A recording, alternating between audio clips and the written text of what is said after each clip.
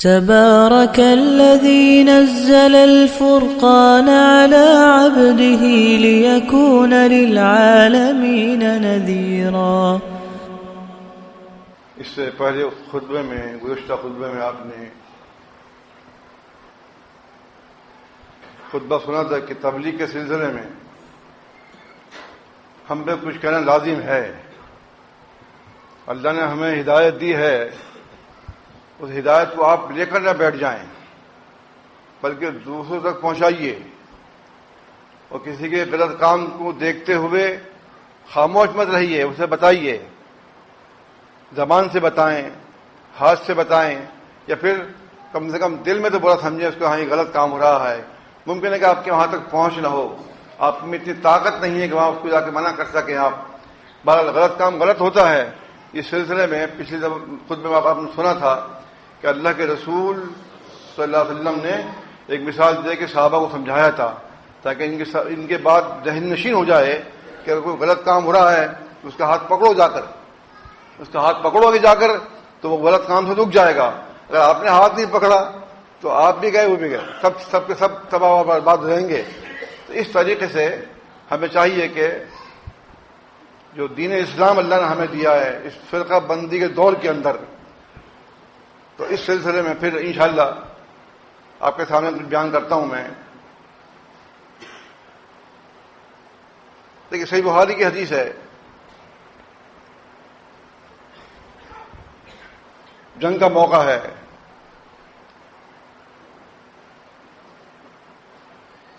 صحابہ کرام کے اندر یہ بات جو ہے گردش کر رہی ہے کہ ہمیں جنگ میں نکلنا ہے۔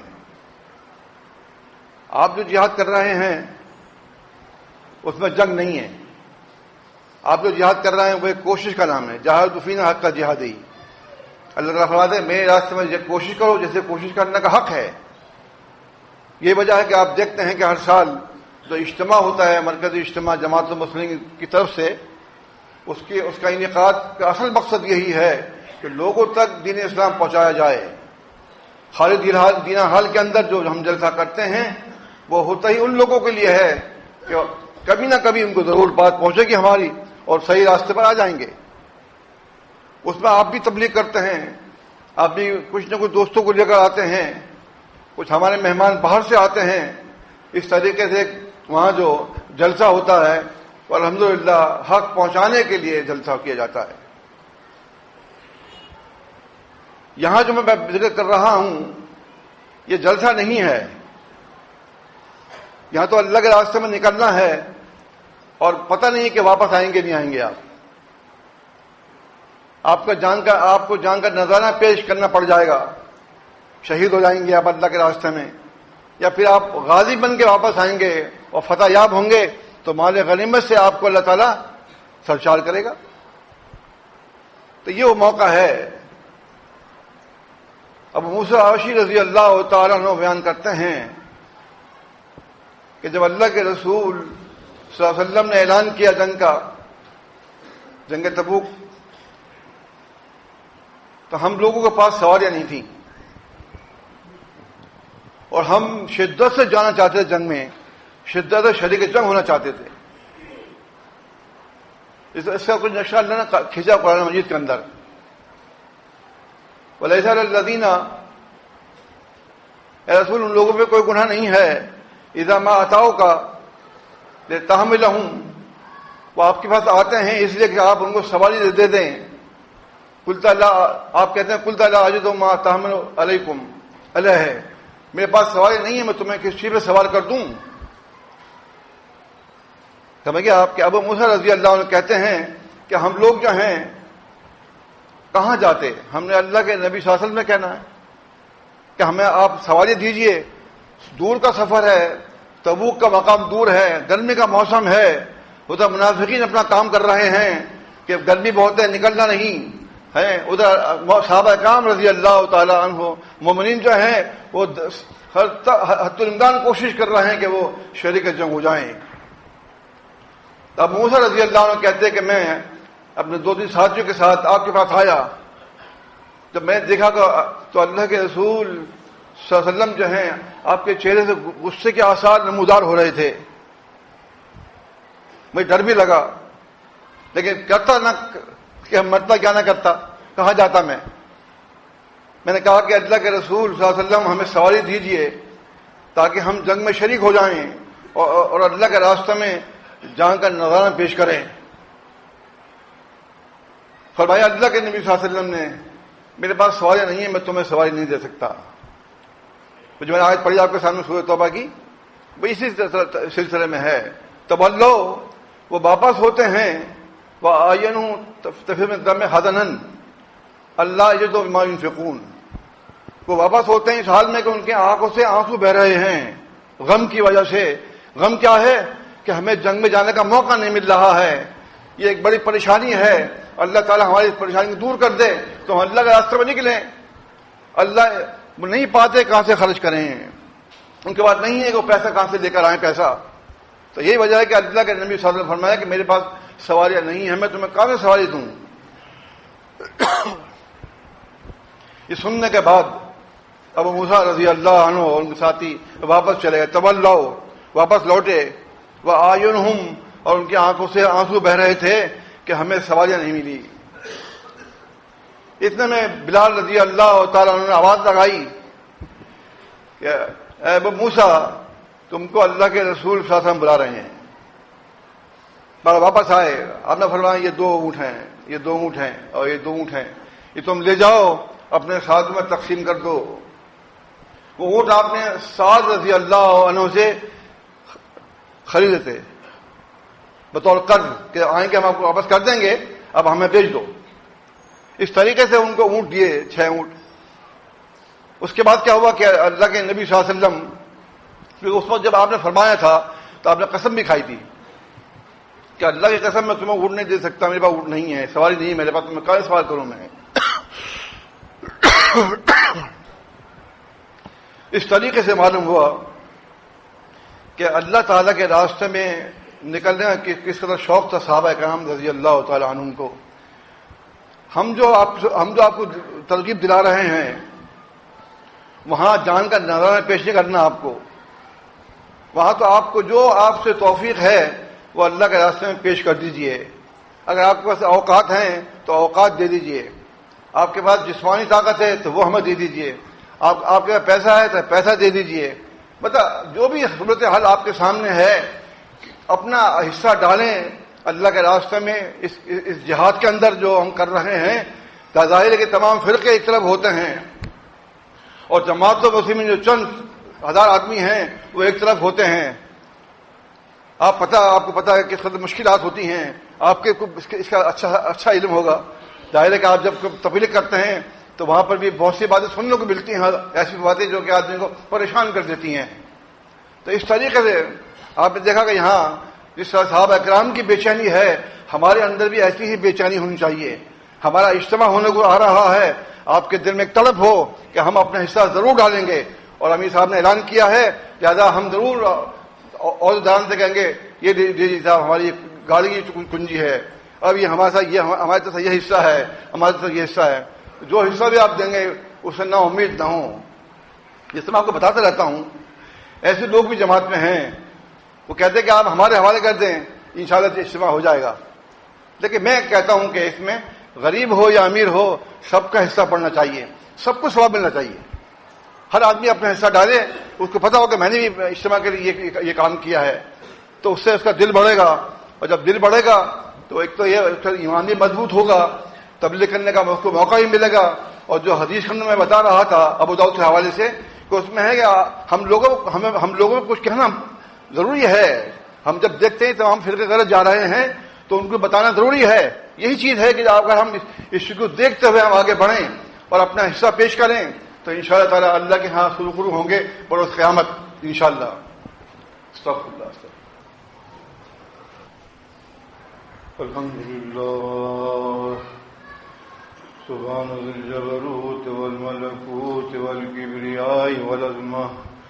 ان الحمد للہ نحمده ونستعینه ونستغفره ونعوذ باللہ من شرور انفسنا ومن سیئات اعمالنا من يهده الله فلا مضل له ومن يضلل فلا هادي له واشهد ان لا اله الا الله وحده لا شريك له واشهد ان محمدا عبده ورسوله اللهم صل على محمد وعلى آل محمد كما صليت على إبراهيم وعلى آل إبراهيم إنك حميد مجيد اللهم بارك على محمد وعلى آل محمد كما باركت على إبراهيم وعلى آل إبراهيم إنك حميد مجيد أما بعد فإن خير الحديث كتاب الله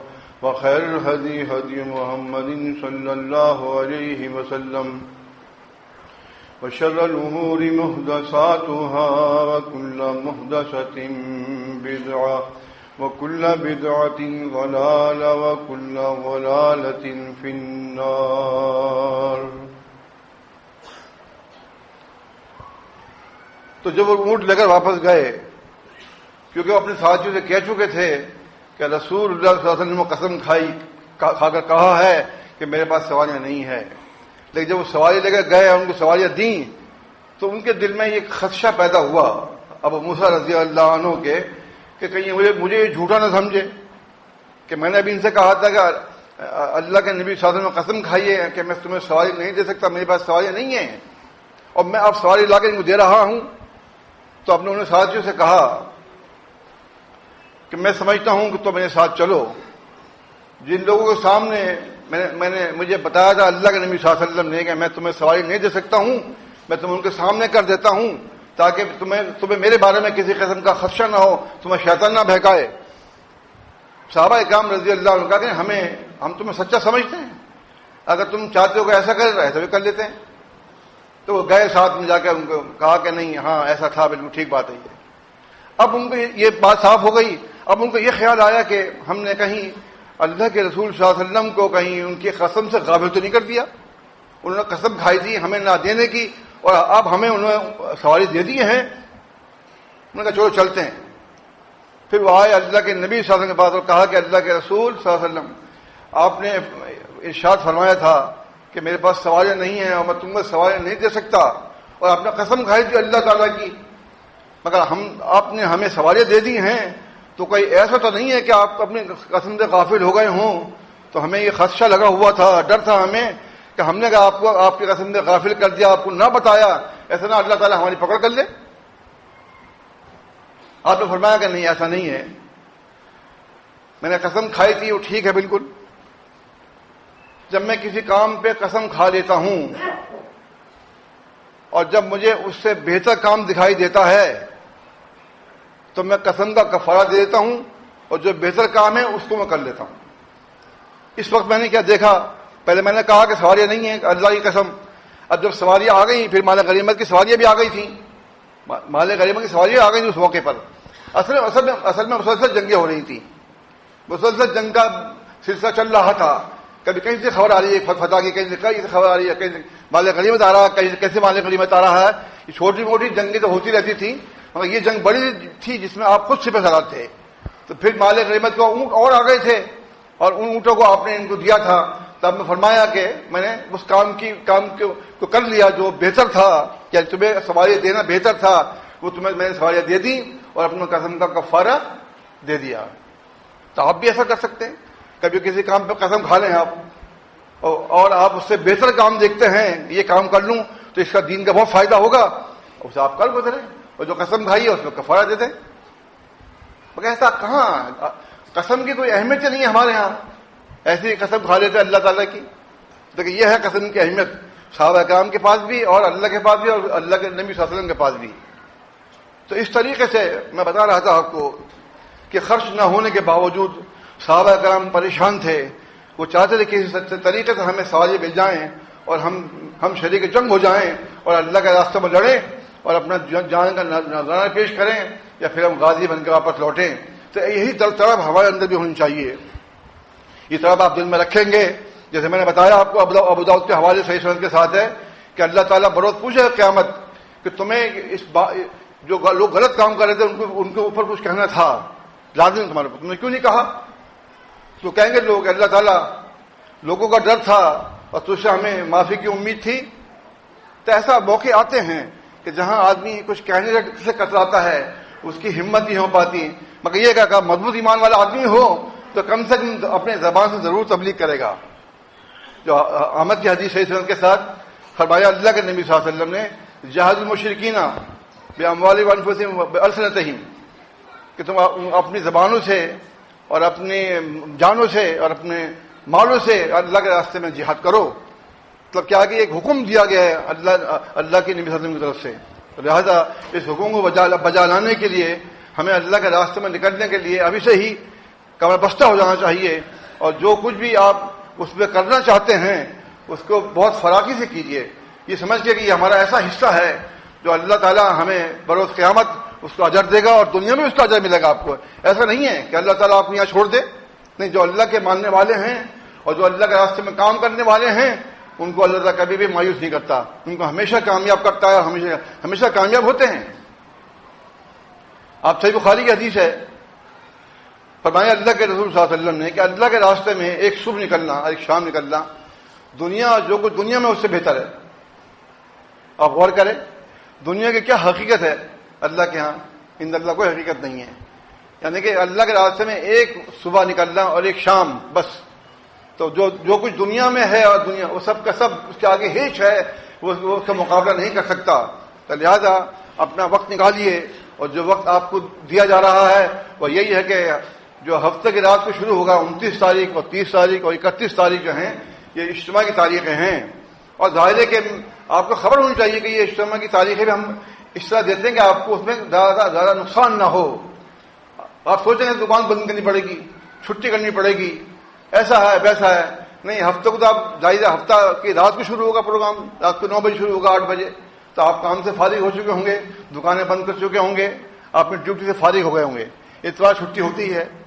پھر کے دن صبح جو ختم ہوتا ہے اجتماع صبح کو یا دوپہر تک ممکن ہے کہ آپ کو ایک چھٹی کرنی پڑ جائے پیر کی، تو وہ اللہ کے راستے میں پیش کیجیے. آپ اللہ تعالیٰ نہ جانا اس کے جگہ پہ آپ کو کیا کچھ دے دے.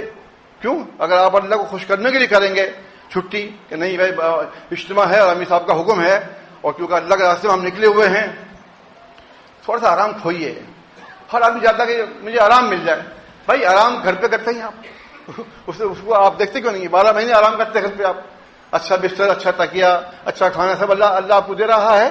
اگر اجتماع کے موقع پہ آپ کو کچھ تھوڑا بہت نیند میں خرابی آ جاتی ہے، کھانے میں خرابی آ جاتی ہے، یا کوئی کھانے میں دیر ہو جاتی ہے، ان تمام لوگوں پر صبر کیجیے، صبر کا مظاہرہ کیجیے.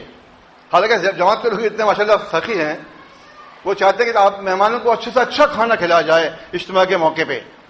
ابھی ہم جو سلسلے میں ہماری میٹنگ ہو رہی تھی تو وہ کہتے کہ نہیں امیر صاحب ہم تو چاہتے ہیں ایسا ہونا چاہیے، ایسا ہونا چاہیے.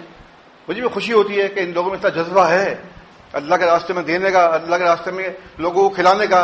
جو مہمان آئیں گے باہر سے ان کو اچھے سے اچھا پیش کرنا کھانا، اپنا اخلاق، اپنا کردار، یہ بہت بڑی چیز ہے اور یہی اصل چیز ہے جو جماعت کی مضبوطی کا باعث بن رہی ہے. لہذا جماعت کے سلسلے میں، اجتماع کے سلسلے میں کوئی کوتاہی نہ کریں. اپنے جہاں تک ہو سکتا ہے اپنے آپ کو پیش کر دیں کہ امیر صاحب حاضر ہیں، اب جو آپ کا حکم ہے دیکھیے. تو یہ صرف سال میں 1-2 دن کی بات ہوتی ہے. اگر اس میں آپ چھٹی کر لیں، فارغ ہو کے بیٹھ جائیں، کوئی بات نہیں ہے، تو آپ غریب نہیں ہو جائیں گے. یہ سوچ لیجیے آپ کیوں اتنا دل میں کنجوسی کرتے ہیں. نہیں، اس کو بولو بھی ہمارا کہیں بھی کام کرتے ہیں اس کو تو ہمارا اجتماع ہے، یہاں جانا ہے. تبلیغ اس سے تبلیغ ہوگی. وہ کہیں گے صاحب نے چھٹی نہیں ملے گی. اچھا صاحب ٹھیک ہے، پھر ہم اجتماع میں جائیں گے، آپ چھٹی نہیں دے دینا، اللہ مالک ہے. اب دیکھیں پھر کیا ہوتا ہے. دیکھیں اللہ کو آزمائے نا، پھر دیکھیں اللہ تعالیٰ کیا کرتا. کبھی کہیں ان سے جا کے نہیں جانا ضرور ہے اجتماع میں ہمارا، تو بھی کیا کہ اچھا اتنا پکا آدمی ہے، اجتماع چھوڑنے کو تیار نہیں، اس کی نوکری چلی جائے گی. یہ آپ سوچ رہے ہیں تو یہ سب تبلیغی رموز ہوتے ہیں، یہ تبلیغ کے پہلو ہیں، اس کے داؤ پیچ ہیں. اس کو استعمال کریں اور لوگوں کو بتائیں کہ ہمارا اجتماع ہے، اس سے ہم غیر حاضر نہیں رہ سکتے، ہمارے امیر کا حکم ہے. اور امیر کا حکم ایسا جیسے کہ نبی کا حکم ہو، جیسے اللہ کا حکم. تو لہٰذا اس کے لیے تیاری کریں. اپنے بچوں کو ذہن میں ڈالیں بھی صحیح، بیٹا ہمارا اجتماع آنے والا ہے، تیاری کرو.